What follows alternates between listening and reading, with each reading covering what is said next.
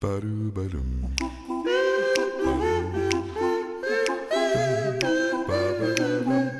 Bam.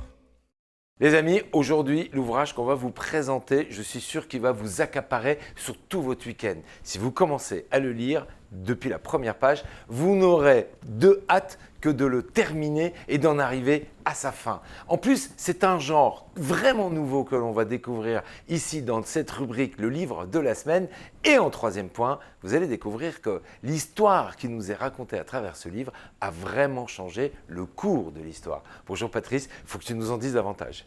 Ouais, bonjour Bertrand. D'abord, la présentation de l'auteur, Erik Larson, il est écrivain, il écrit depuis 1999, aujourd'hui il est conférencier, il vit aux États-Unis. Bon. Sa spécialité, c'est le reportage romancé. Qu'est-ce que ça veut dire un reportage romancé? Alors, ça veut dire que c'est basé sur un travail d'enquête, de recherche, d'interview de gens. Enfin, ça veut dire qu'il y a vraiment un gros travail. Comme un journaliste en fait. De documentation. Voilà. Mais alors quand c'est romancé, c'est pour... Romancé, c'est parce que les personnages nous font rêver, même si, alors c'est assez particulier, parce que là, on sait dès le départ que ça va finir mal, puisque le titre du livre, c'est Le Lusitania. c'est l'histoire de quoi, le Lusitania? Lusitania, c'est un paquebot, un grand paquebot. En mai 1915, il quitte New York avec 2000 passagers. On est un peu après le naufrage du Titanic. Il y a la guerre en Europe et ce bateau a embarqué des Américains notamment. Et on va vivre heure par heure la traque entre un sous-marin, un U-boat allemand, dont la nécessité est de couler le plus de bateaux. D'accord. Alors c'est assez surprenant, c'est que en fait, c'est le tonnage des bateaux qui compte. C'est-à-dire, c'est pas le nombre d'avions abattus que les aviateurs comptaient. Là, on compte, c'est un bateau de 1000 tonnes, 1000 tonnes. C'est un bateau de 500 tonnes, plus 500 tonnes. D'accord. Et donc ce capitaine Walter, capitaine du U-boat allemand, il rêve d'une proie énorme. Et grâce à Erik Larson, on va suivre heure par heure, on va vivre. Alors c'est paradoxal, parce qu'on va vivre la moitié du temps dans la... Il faut imaginer ce que ça pouvait être un sous-marin au début de la guerre. Hein. Ça fuit de partout, il fait une chaleur intense, ça a très peu d'autonomie en batterie, enfin bref, c'est l'horreur. On va vivre une partie du temps avec Walter qui cherche une proie énorme, et puis on va vivre. Alors nous, on sait que le Lusitania, il a été coulé, puisque ça va déclencher quelque chose que j'expliquerai après. Mais on va vivre sur le pont du bateau, dans le luxe, en première classe, en seconde classe, en troisième classe. À l'époque, il y avait 3 classes. Et on va suivre la vie des voyageurs. On va comprendre pourquoi un tel va en...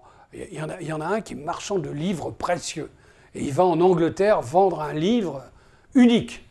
Bon, ça, c'est la partie romancée, parce que c'est peut-être pas du tout la vraie histoire. Mais en tous les cas, ça nous donne le côté amusant du livre. Et puis de l'autre côté, on vit la vie du capitaine Walter, qui remonte en surface tout le temps et qui cherche des proies de plus en plus grosses. La traque. Et on sait qu'il va réussir. Parce que ce paquebot-là, quand il va être coulé, alors pas immédiatement, mais les Américains ont mis un peu de temps avant de se décider, mais c'est à cause du naufrage et de la mort de plusieurs centaines de citoyens américains que les Américains s'engagent, seulement milieu de l'année de 1915, s'engagent dans la guerre. Et on peut imaginer que si le Lusitania n'est pas coulé, ça change l'histoire. Ah oui, complètement. Parce que les Américains, une grande partie des Américains ne voulaient pas s'engager dans le conflit. Mais donc le Walter va réussir après de nombreuses tentatives. Il a failli le louper. Ça s'est joué vraiment. Et c'est ça qui rend le bouquin passionnant, c'est que d'heure en heure, on est dans le sous-marin qui remonte, qui cherche, qui redescend, qui a failli d'ailleurs, lui, disparaître. Mais on découvre les personnages à travers ça, la psychologie du fameux oui, Walter. Parce que le Walter, lui, il est impitoyable. Hein. Son rêve, c'est le plus gros tonnage. Il veut rentrer en Allemagne avec un palmarès, le score, voilà, ouais. le plus beau score de...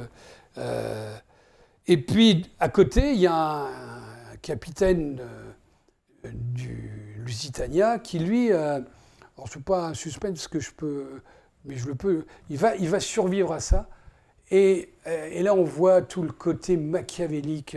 La compagnie veut lui faire porter le chapeau du naufrage, alors que lui, il est pour rien. Mais le reportage, là, nous explique, moment par moment, pourquoi il y est pour rien. Hein. Parce qu'il a fait vraiment toutes les choses qu'il fallait faire. Il a dévié de sa route à un moment donné, conformément. Alors, on lui reproche de ne pas avoir pris la bonne vitesse, mais il explique pourquoi il ne pouvait pas faire autrement, etc. Donc, c'est un bouquin qui m'a vraiment, comme un policier, comme un thriller, ça m'a vraiment enchanté. C'est sublime. Ce que je vous disais, hein, quand on va commencer à le lire, on va vouloir d'aller d'une traite jusqu'à la fin parce que c'est haletant, que ça nous tient. Et on sait que derrière, il y a une véritable histoire et que cette histoire, elle a bouleversé le cours. Et pourtant, on connaît la fin de l'histoire. Avant de commencer, on sait que le Lusitania coule. Déjà, ça, la pochette nous le montre. Hein. Oui, elle nous le montre, c'est un fait historique qui est relativement connu puisque, encore une fois, c'est à cause de ce naufrage que les Américains rentrent en guerre. Je vais être ravi de découvrir ça. Un grand merci. Est-ce que tu peux nous redonner l'auteur, le nom de l'ouvrage et l'édition que tu as choisie? Oui, alors moi je l'ai choisi en livre de poche, encore une fois, parce que je trouve que c'est très pratique pour voyager. Eric Larson, donc un auteur américain, Lusitania, 1915, la dernière traversée. Le livre de poche et l'éditeur d'origine, c'est le Cherche Midi.